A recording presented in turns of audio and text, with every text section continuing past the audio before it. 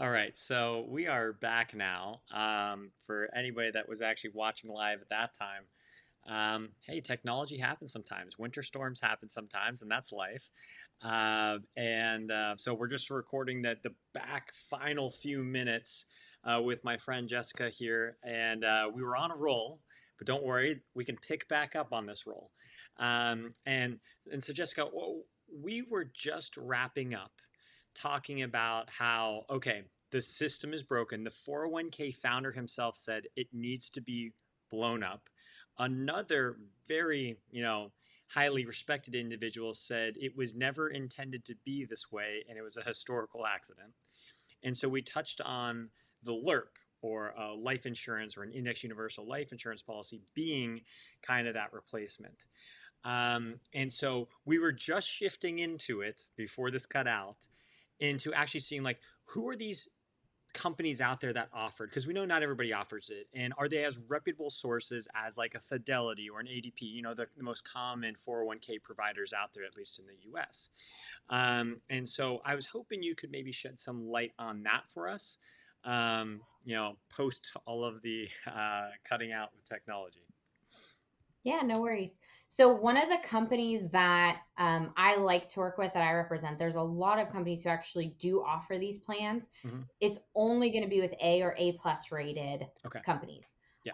One of the examples I give a lot of people, because if we're considering safety, somebody Yeah. wants some safety, where do you think a lot of people just put their money for safe purposes? I mean, safe purposes probably like bonds if you want Hmm. safety. Or I know insurance is safety. yeah, yeah. And it's funny And that you say that because insurance companies, what do they do with their money? They're putting them in bonds. They're holding huh, like low risk bonds. That's essentially where a majority of their assets are. A lot of people will just put their money in the bank, yeah. thinking that's a safe place. I mean, it's Banks FDIC insured up loan to out our 250. money the minute we put it in there, right? Yeah. So legally, insurance companies have to back up 100% of whatever our assets are Yeah. that they have guaranteed out to people. So if you have a retirement plan with an insurance company, if you have a life insurance with an insurance company, a Yeah. college plan with an insurance company, whatever your guarantees are on that plan, they have to back it up liquid 100% of the time. Ah. So nationwide, who I'm going to use as an example today, just as an example, they have about 6 times in assets what they have guaranteed out to their clients right now. Sorry, educate me on this real fast. This is like where it talks about reinsurance a lot of the times, where like they can only do something if they already have like insurance behind that backing their numbers, in addition to having six times more Correct. So assets. but they have their own assets, and then they get reinsurance companies to back that up. There's a really Yeah. good book called Money, Wealth, and Life Insurance that talks about Yeah. all Okay. the regulations of it. There's a lot of great resources on Sure. it. But I'm going to pull up here an example of specifically in this case, Nationwide, Okay. right? Nationwide is on your side, I know. I love it. I love that Peyton Manning's in it too. It makes it great. right? So yeah, so they're a very, very strong company. We only work with A or A plus rated companies. And in this example, we're going to take the same example of the gentleman saving 19,500 a year into Yeah. his 401k Okay. and choosing not to do that. Let's say he went over here. Obviously, there's not going to be the company match. Yep. There's things that generally we talk about as a benefit from the company that if he reallocates his money over here, doesn't have that same benefit. But again, is it how much you have saved at the end of the day or how much do you get to keep? Yeah. That How much I can matters. keep is what I want every single day. So yes, if it's a Yeah, smaller what's our total number but a true number, it's better. that's right. What's our take home? Yeah. So again, these plans are going to follow that index growth. So Okay. instead of crossing our fingers and hoping our money is there when we go to retire, if the market's on an upswing, you're going to get credit with the return. If the market's on a down or a negative, the credit's going to be 0%. There's always going to be that safety net there on these plans. So, just to orient on these plans, they are intended to be long term, Yeah. right? We'll talk a little bit about the short term benefits of them, but they are a long term investment. It's not something that you're going to flip and buy a big screen TV by, Yeah. I guess Christmas just passed, but even by next Christmas. Yeah. It's something where you're putting your money in there, you're going to let it grow. It's going to be something that's a long term asset, but more accessible than something like a 401k. Remember, if we have our 401k, we can't touch it till we're 59 and a half. Yeah. Now there's options to borrow from our accounts there. If Yeah. somebody borrows from their plan, when they're paying it back, they're getting a 5% interest that they're paying back to themselves, but they're also paying after tax dollars back into their plan. Hmm. So instead of pre-tax dollars going back in, now you're putting after tax dollars back in. Yep. If Yep. somebody borrows from a 401k and then they leave a company or they get laid off, they have to pay it back 100%, which they can't always do. So we're going to talk a little bit about accessibility of this plan versus something like that. So here, the first three columns we're going to look at, the first column is the number of years the plan's been in place. Second is the age the client is a year after they start it. This column here that we've got the red block around is their annual contribution, so Okay. 19,500 a year. You can do it monthly, you can do it quarterly, you could do a lump sum, however you want to get that in there. It says a total annual contribution. Yep. Middle columns we're going to ignore because those are based off of a fixed account that we're generally not going to use. They're going to Yeah. have somewhere between a 2 to 3% fixed account you could put your money in, but we're going to look at the index growth, which is the far right ones over here. Okay. Got So, it. And I know legally, educate me on this though, because I know mhm, insurance is a highly regulated industry. okay. And so legally, this cannot project anything higher than what is permitted based on lobbyist groups and everything else, right? So, Correct. So we do have what are called guaranteed columns in here as well. yeah. They're going to be based off of, and every client is going to go through these specifically. I've been in the Yep. industry a long time. I'm going to do 100% the right thing for my clients every single time. We're going to go through all the details with somebody before we set it up because I want longevity with my clients. I want to make sure they're in the right place, that they're understanding it. Somebody Yeah. who understands how the plans work, they're going to be around a long time. Yeah. Our guarantee, because it's tied to the market, is going to be 0%. Yeah. What can we guarantee the market's going to do? We can't, Yeah. right? So that's going to be based off of if the market goes down over the next 20 years, 30 years, what would it look like? Yep. These here, their fixed account is going to be based off of the fixed return rate that Yep. they have in place. The indexed return rates that they illustrate is actually significantly lower than the historical return rates. Yeah. The insurance companies are way more regulated than other industries are. Yeah. And we're not actually allowed to illustrate the rates that it's actually performed historically. So we're very suppressed on our illustrations, which it's not a bad thing. I'd Yeah. rather under promise and over deliver, Yeah. right? I mean, hey, I'm fine with that. I like setting the bar low because, Yeah. again, I know it's not all about the total dollar amount that grows to, it's how much you can actually utilize that dollar amount. So I get that part. Yeah.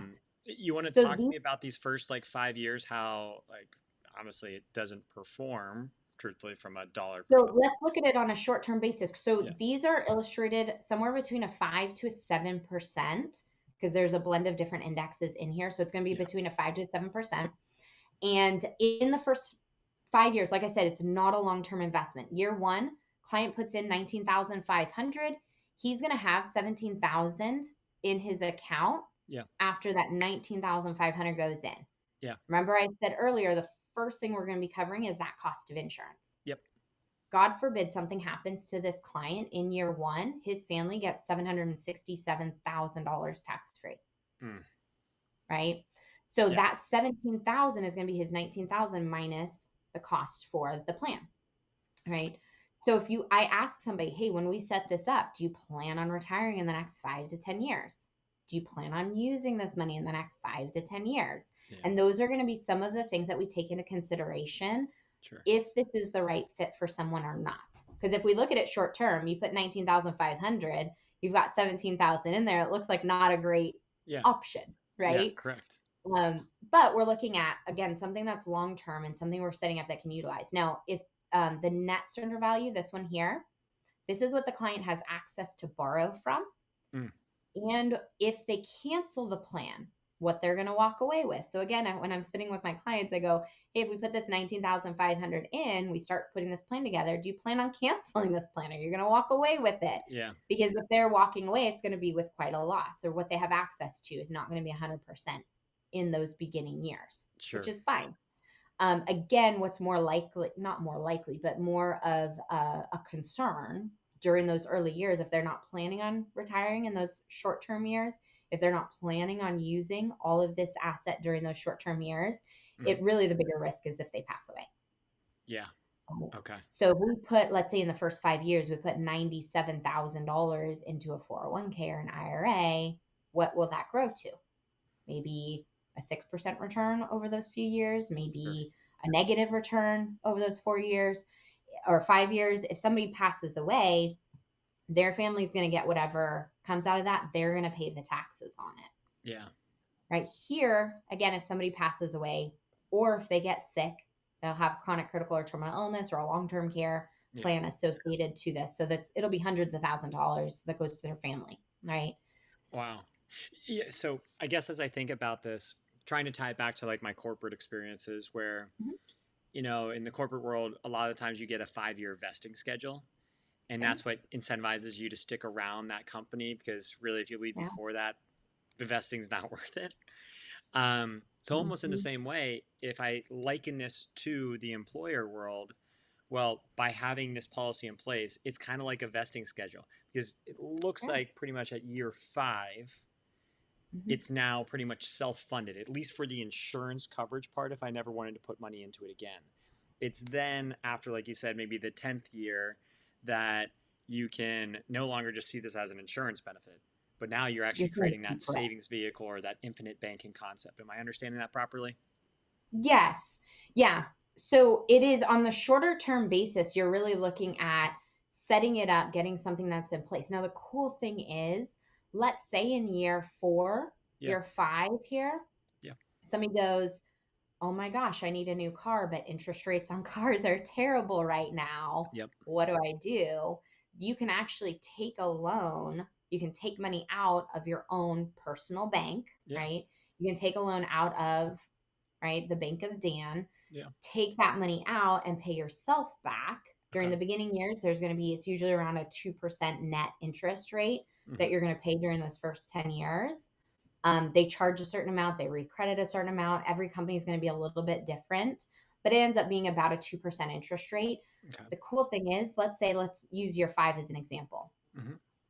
There's $100,000 in the account. Yep. You have access to 89. You go, hey, I'm going to take 40,000 out. I'm going to go purchase a car. I'm going to pay myself back. Yeah. Well, your full 100,000 is still invested in the indexes. Okay. So your full 100,000 is still earning an interest for you, even though you took the 40 grand out to go purchase a car, do a down payment on a home, Yeah. whatever it is that you did with it. And you create your payment schedule. How do you want to pay it back? How fast? Oh, you want to take a few years. Oh, you want to do it quickly. So you get to create that. Now, if you don't pay it back, let's say you pass away, it's going to come from the death benefit. So your Yeah. loan gets paid out before it pays out to your family. So that's the collateral or the leverage so Sure. that the company is able to do that and still invest your full value. So this is like I get to become my own bank. I get to use my Correct. dollar twice here because I Mhm. understand with like local banks, they get to do maybe a 10-to-1 ratio of assets in to debt out there. Correct. For me, I'm actually getting to use my dollar twice, which is kind of cool. Yeah. And if you're really savvy or if you really have some good leverage, you actually, like a buddy of mine ended up buying he was looking for a Rolex. I'm not a big Rolex or name Yeah, brand person, but he sure. really had been searching for this Rolex for a while, and it could be an investment as well. Yeah, Finally found it. He used his Amex to buy the Rolex, yeah, pulled money out of his life insurance retirement plan, paid, or his personal bank, yeah. paid the Amex off. So now he got his points. Now he got his loan here. Now he's paying his loan back there. Yeah. So you're using your money multiple times in that sort of a scenario. That's too cool. I Yeah. mean, I love this. So I guess this is kind of the solution to the 401k system needs to be blown up. But keep on educating me here because this is lovely. So let's take a look at the net surrender value. Let's say the market crashes. Maybe somebody loves their 401k, they're still utilizing it, but they want to supplement, so they have something else here. Their other investments crash, or their real estate that they can't have access to because the real estate market's not a great time to sell. And they're like, Yeah, oh my gosh, this account here is never going to go down. So let's yeah, say the market's down in year 8, there's 175,000 here. This money will actually be accessible when other plans aren't. Somebody Okay. can borrow from themselves. They don't have to worry about it having gone down. Yeah. If you look here at year 11, after a full 10 years in the plan, the net surrender value goes away. So you now have access to 100%. Wow. The Okay. interest rates on the loans also become a wash loan. So you borrow your money, you pay it back. There's essentially almost no interest rate at that point. Um, Wow. so So I yeah, get a so you've zero got percent full loan on access. the Bank of Cosgrove. Correct. You got your own Okay. bank going. Now, if we look at this on a longer term, again, we're comparing this to the gentleman we looked at earlier. Yep. He keeps putting in. He's just going to be consistent, steady Eddie, Yeah. contributing to 70 years old down here. Mm-hmm. He now has, at 70 years old, 279, almost $2.8 million in his plan. Do you remember what Yeah. he had in his 401k? Oh God, what was it? Was It was it a while ago. 3.7? 3.4, I Yeah, believe. 3.4. Yeah. So again, he actually had more money in his 401k at the end, right? And again, it's not how much you accumulate, But but he how pays much of that that is able to, 35% tax. right? Well, the other thing is too that in that account, what did he have to do when he went to retire? He had to move from the more risky, To higher interest rate 2%, 3% investments to bonds. a 2% Yeah. low risk. These, they have no risk in the first place. So Yeah. you're still going to be able to get 10%, 12%, 8%, 3%, 5%, whatever the index is doing, whatever the performance is, Yeah. you actually don't have to worry about the downside. So you're still able to take more risk, which is one of the most powerful things on having this long term. Mm-hmm. Now look Wow. at his net death benefit though. It's grown to 3.5.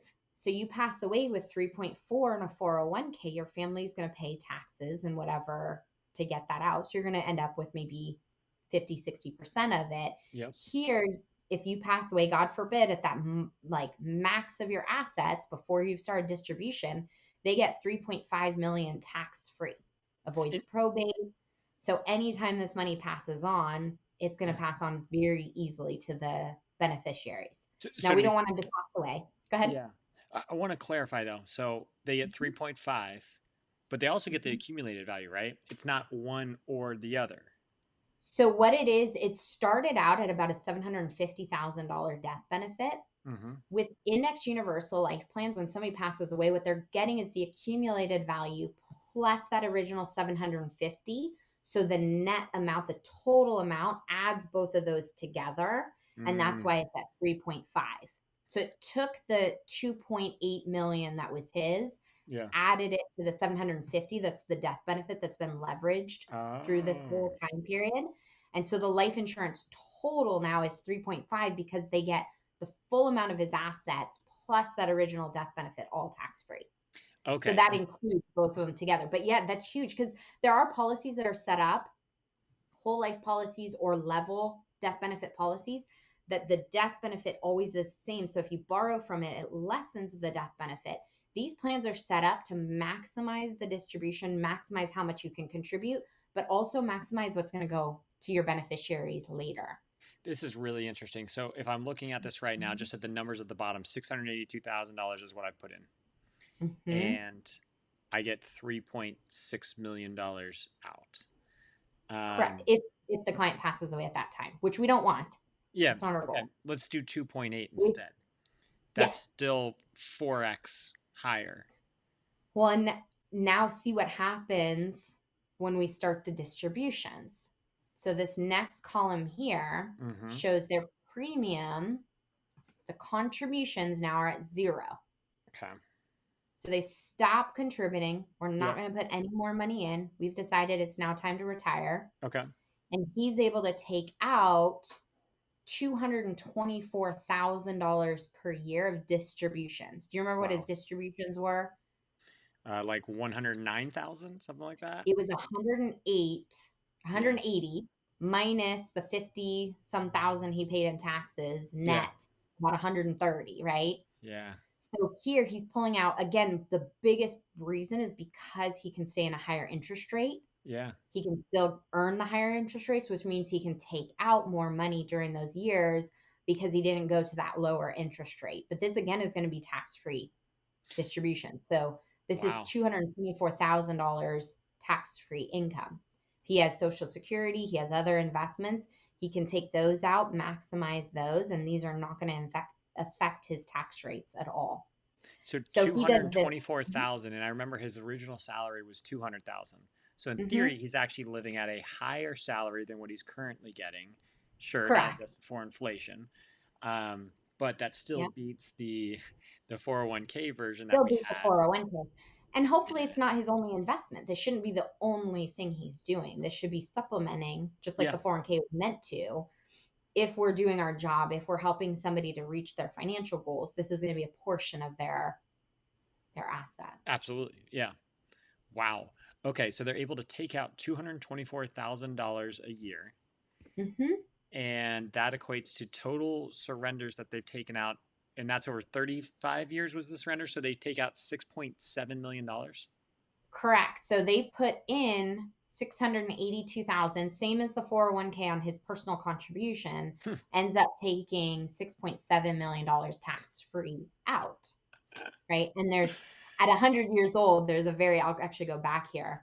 They've maximized their distribution. So there's very little life insurance left at 100. Let's take a look. Let's say he only lives to be 95. Yeah. He put 682,000 in, pulled out $5.6 million, still $1 million that goes to his family. So instead of him Wow. taking out during those final years, his family's going to get it. Wow. Wow. Right. We go to earlier years. Maybe he's 85 when he passes away. Right. Mm-hmm.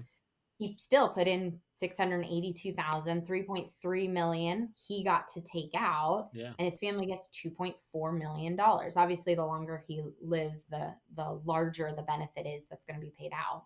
Yeah. But this is Wow. huge. Yeah, I mean this is massive. Okay, so life insurance is not really for the dying, it's for the living. Correct. Yeah. And I actually did an annual review with one of my clients recently. He was like, I just want to see how, like, he's like, I just don't remember. So we went back from 2020 to 2023. No, Yeah. 20, we went 2019, 2020, 21. So we went multiple years. He hasn't gotten less than a 7% return since he set up the plan. And this includes 2022 that was rough. He was like, oh, 2022 must have been not that great. We pulled it up, still 7%. Yeah. So the return rates on these are actually better than what we are illustrating, but we're going to illustrate more conservative. I'd much rather show somebody that they're outperforming Yeah. what we put together in the first Yeah. place. I mean, I can personally say as a user of my own IUL, Mhm. 2022 sucked on my 401k. I lost 40%. My IUL, I at least got 0% loss. So, Yeah. yes, do I pay my fees towards the IUL? Yes, but I was still a net zero, and that's all I really care about when you're looking at 40% Well, losses somewhere else. and a good question to ask yourself on that also is when you're paying, would you rather pay for, because we pay fees in 401ks Yeah. as well. Yep. You want the cost to go to loss, taxes, and fees in your 401k, or would you rather that goes to hundreds of thousands or millions of dollars of tax-free money that would go to your kids Correct. if you were to pass away, right? So the cost is really an issue where there's lack of value, and Yep. that value here is to have that life insurance for our family, but also the long-term care that you can tie onto here. Yeah. So, I mean, that's huge. Absolutely huge. Yeah, I don't know what to say here because this is. I was originally excited of just like a 4x multiple on my 682. Now I'm seeing a 10x multiple. that's right. Um, and not to mention, it also again gives me that comfort and security because I mean, hell, we know anxieties are at all-time highs. The markets are only becoming more volatile, and we now understand that the 401k creator has said the system needs to be blown up. And we've had other historical people say it was a historical accident. So, I mean, it just makes sense to try and get into these things. Um, I guess I mean, I appreciate all this information. What are we missing here? Like, is there a question I'm not asking right now that your clients commonly ask you that we should be addressing? So I'm going to stop my screen share Yeah. here for the example. Go back. So these are very individualized plans. So Yep. getting together with somebody who actually is familiar with them, who sets them up correctly, that's the biggest thing is the structure of it needs to be correct. The company will do their part and the client needs to do their part. So Yeah. understanding the nuances of it, having an agent who's not just trying to sell you something, but will actually go Yeah. through the details with you, make Yeah. sure it's structured and set up correctly for you. That's the biggest thing. And then understanding it's not a short-term investment. It's not something that is going to like, be a great asset just overnight. Correct. So being like understanding the long-term benefits of having something like this in place and then meeting with your agent on a regular basis. If For you sure. have a plan like it already, some people will go, "Oh, I've got a whole life plan, or I have a universal life, or I have something that works like that." Hmm. Then make sure you're meeting with your agent.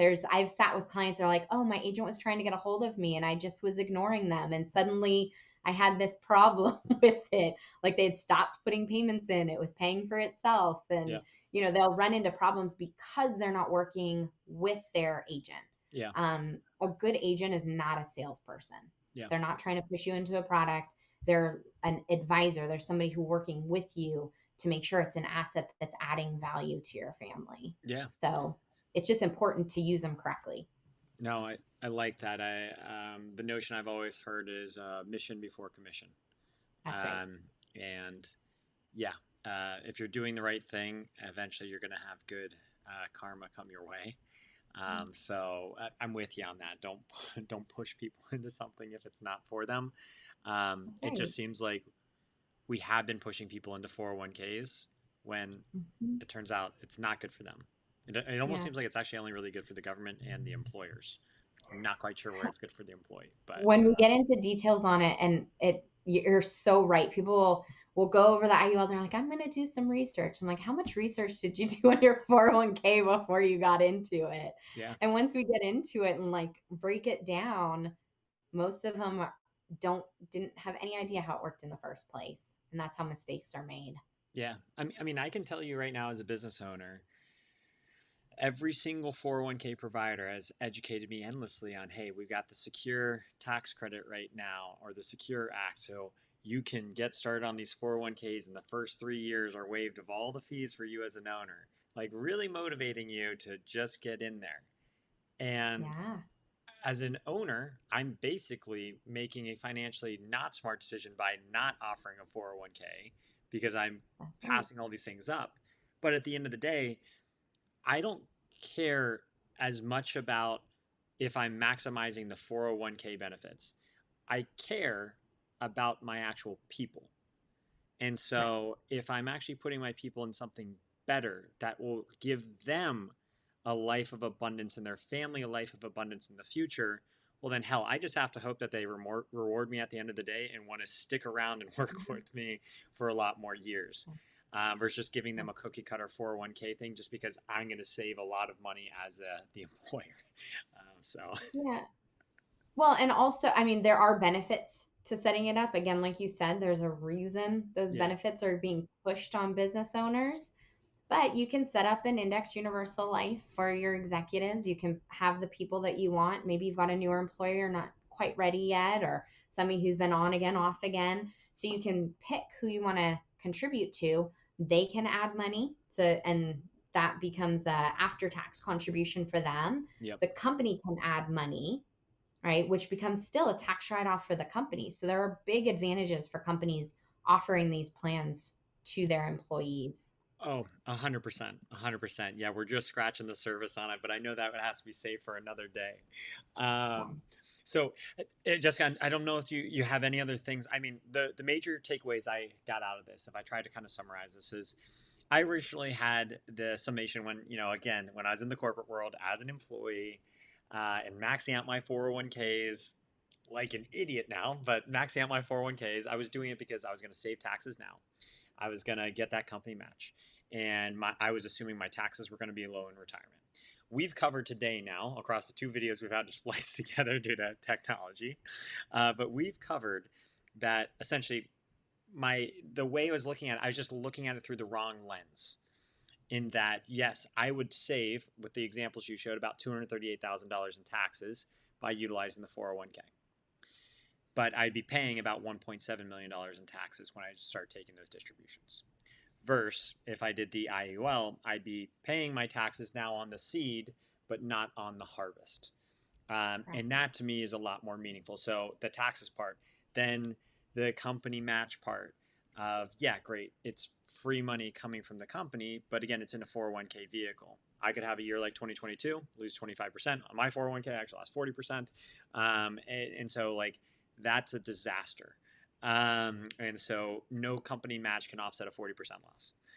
Yeah. And then taxes being The only lower in thing retirement. when you're doing a contribution to your 401k, you're maxing it out. Let's say you're putting whatever you're putting in, it's a Yep. tax write-off for you.